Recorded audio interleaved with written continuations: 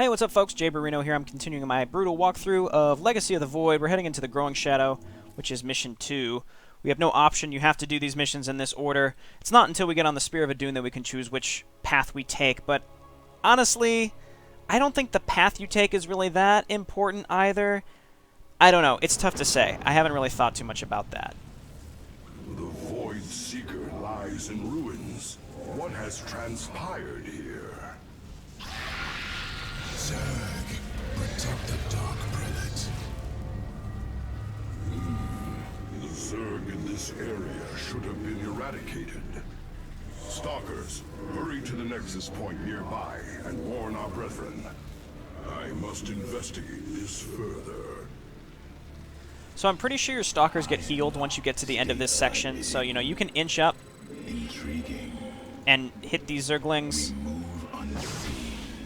and do it like this. Just be real careful. Don't take any hull damage. But if you do take hull damage, I'm fairly certain they just get healed anyway. But the point is, you don't want to take careless hull damage to these Zerglings early on, because you actually do have to make it through this section with at least one stalker, and preferably all three, because if you lose any, then you only start with the number that you make it through this section with. So We will have to blink across this chasm.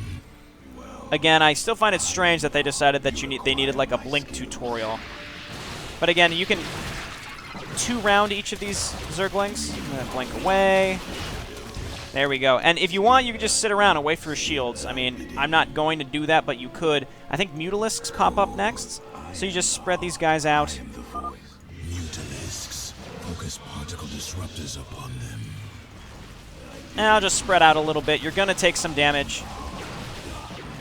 Alrighty, and again, I'm pretty sure these will get healed, but we didn't lose any, so that means we'll have all three as we proceed into the macro section. So this is the first macro portion. There's some things you can do really early to get some fast minerals. The Templars stationed here. I can no longer sense them within the Kala. Is that not impossible? Your kind cannot disappear from the Kala, unless your nerve cords are severed. Then the impossible has happened. I can no longer sense Artanis. There is only a void in the Kala where he should be. The shadow moves against us, Executor. Artanis is in grave peril. You must raise an army and find him.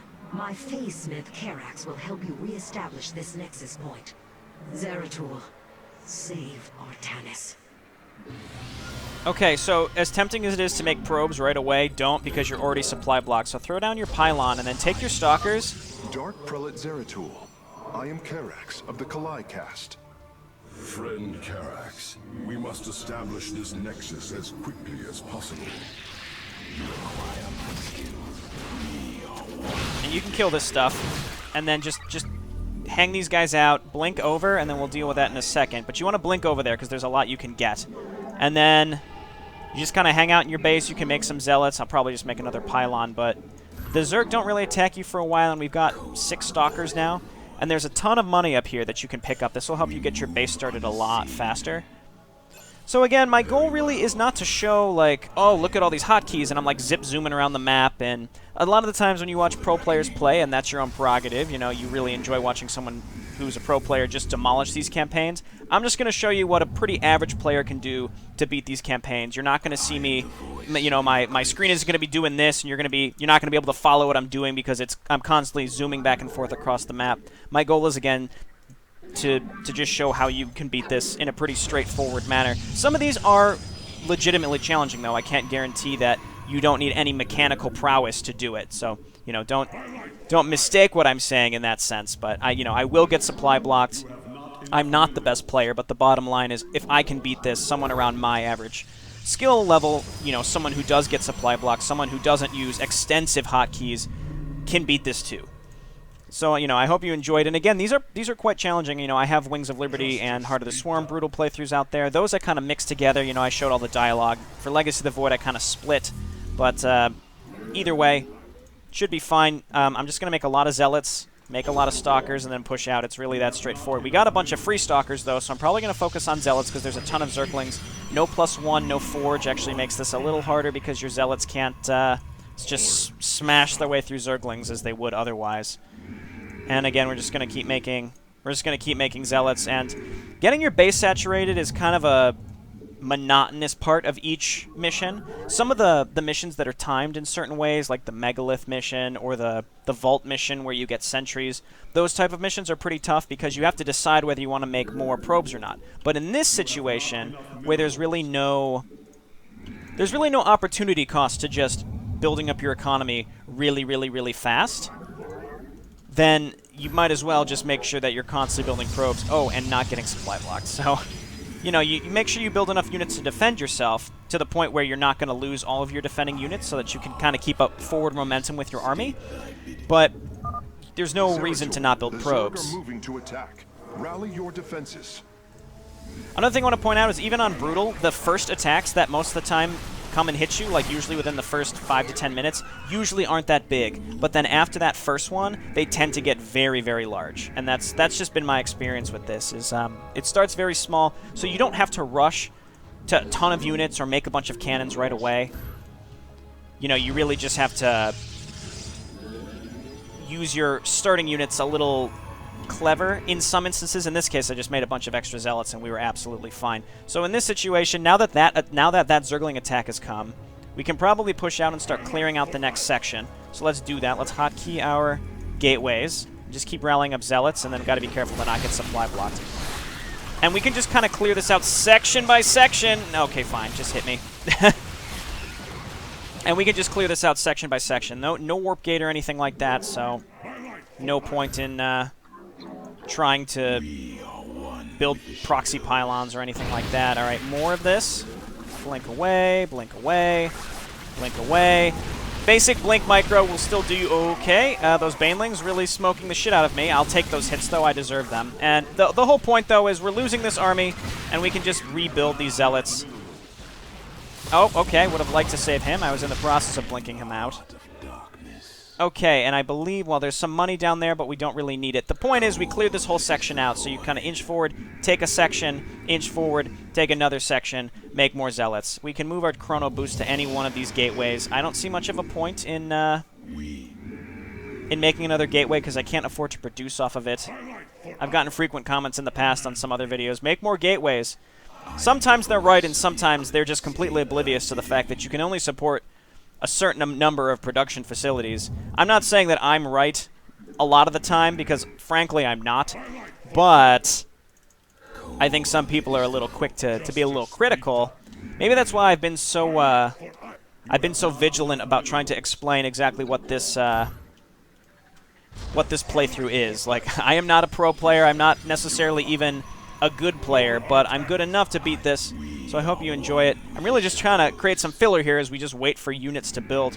This is kind of a situation where, in this mission, you just have to build a large enough force. I mean, that's kind of a big key, is understanding, like, what missions require, like, some real mechanical skill, and what missions are, like, you have way more time than it seems. Because some missions, they seem like they're rushed, but they don't have to be, if that makes sense. Like, some missions you do not have to rush, so you just kind of lay back, defend yourself a little bit, and then you just smash through the map.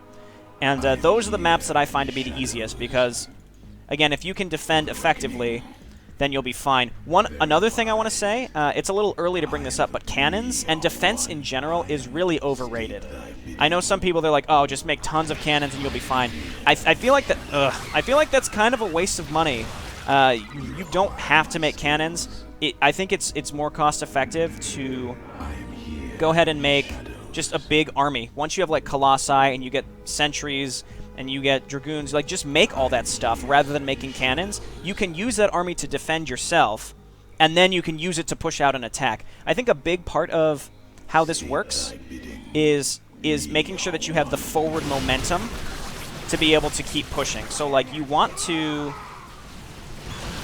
make sure that you're building up an army, but again, a big key is something I like to call this forward defensive momentum, where the idea is you have a base defense force, but you want to make sure that you have enough with that defense force that you don't lose a lot of it. So you build an army and you use it to defend, and like maybe you could defend if you lost all your units except one.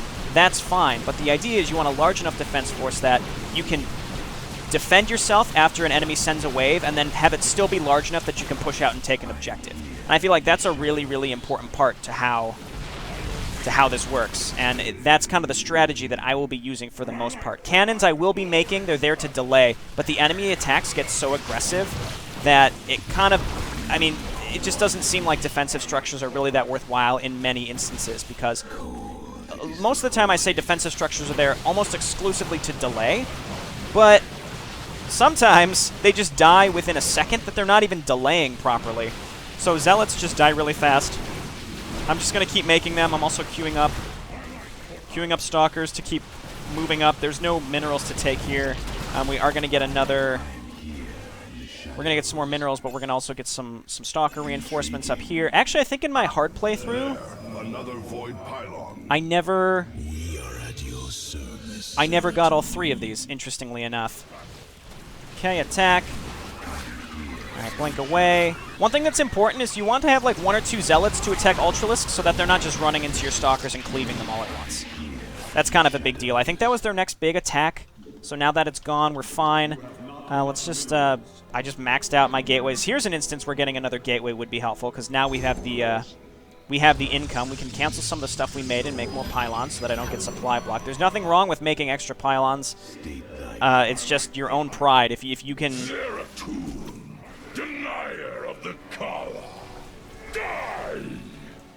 If you can accept that you're just, you know, you don't have to be making so many pylons, but you are, you know, you don't have to be like ashamed of that. Again, I think there's just don't let elitists get to you by telling you like, oh, you can only be having 1 probe training at a time because otherwise you're wasting money, and you can only have 1 unit queued up at each production structure, otherwise you're wasting money, and you can only have 1 pylon ahead of where you're going to get supply blocked. Like that's all well and good, right? And you can work on those things to be a better player, but in the meantime, you don't have to do that. You don't have to. Don't let it get to you. We're going to make some extra Zealots, and I don't know if there's any more Banelings on this map, but I'm just going to assume there are. We do have a lot of Stalkers, though, so I'm feeling pretty comfortable.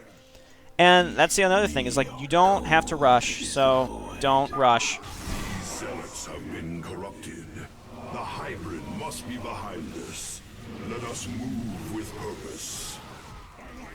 Kind of another thing here is, like, as long as you have a few Zealots to take hits so that, like, AoE isn't hitting your Stalkers, then you're probably going to be okay. It's tempting to wait a little bit for more Zealots, so I will most likely do that. Let's go ahead and add my new gateway to my hotkey group and just queue up lots and lots and lots of Zealots. Probably another Zerg attack coming in at us. Yep. Attack him. There we go. Ultralisk in there. And the last Void Crystal is over there. So this is a situation where I probably just want to go ahead and push into this. Focus on the Ultralisk. They do have quite a lot of stuff in this base, I will say. This is where things actually get kind of challenging because they have a lot of stuff here. I'm trying to focus on blinking stuff away, but we should have enough, and we're rallying up units. There we go. They do like to rebuild what's in this base, though, so move on in. Focus down this Ultralisk. There's that Zealot taking the heat so that my Stalkers don't. Again, Zealots are pretty good, but they do die very, very fast, and they don't contribute as much as you would like them to. I'm saying. So don't focus too much on making Zealots, because they're going to disappoint you. You just recognize them for what they're worth, which is soaking up hits. Just soaking up hits. All right, so everybody move on up here. I've got a lot of Zealots at home that didn't rally up. They're rebuilding a lot of stuff from this lair. Let's just take it out before they get more larvae. A roach is fine. I'll take it. It's better than an Ultralisk. Alright, Mutalisk. Alright, blink the... honestly, the Broodlings... Yep, they actually killed one of my Stalkers. Okay, so we've got this stuff coming up. Let's take a Stalker, and we can go over and get our last group. And this is what I didn't do in my hard playthrough. Void pylon in the area. So you might have thought that I was being a little too conservative early on, but again, as you can see, you do kind of have to have a decent amount of stuff to push into these bases with the amount of Ultralisks. Again, maybe if you have like super ultra good micro, you can get away with less, but the AI is... It's truly just brute force. Like, they have, like, 2 or 3 Ultralisks in that base. It's challenging. It's pretty challenging to deal with. All right, so this area you just kind of force your way up into, because I believe there's a carrier up here. I keep coming up here. And you just got to strategically use your Stalkers. So everybody keep rallying up. I've got a lot of stuff coming. I'll quick save.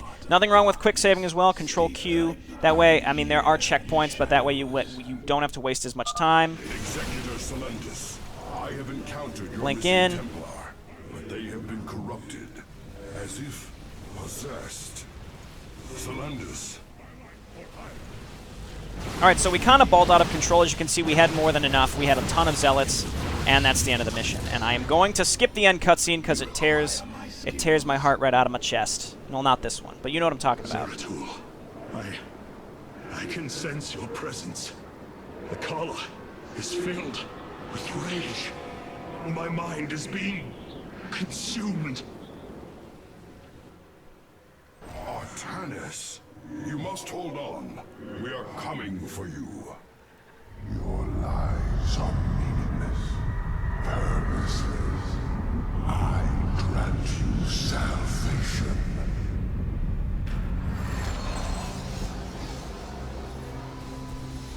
Amon, the Dark God is here, on Ire. He has wrested control of the Kala. The Templar have fallen. With our nerve cords severed, only we Nerazine remain unaffected. It falls to us to halt this madness, brothers. Okay, I forgot there's an escape section. But Zeratul is cloaked, so I don't think you should ever have a problem with this. Reach young Artanis. I only pray that we are not too late.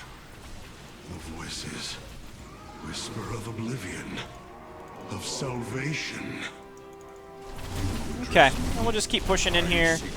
Just do as much damage as you can before everything turns into Dark Protoss, or whatever they're called. Blink away.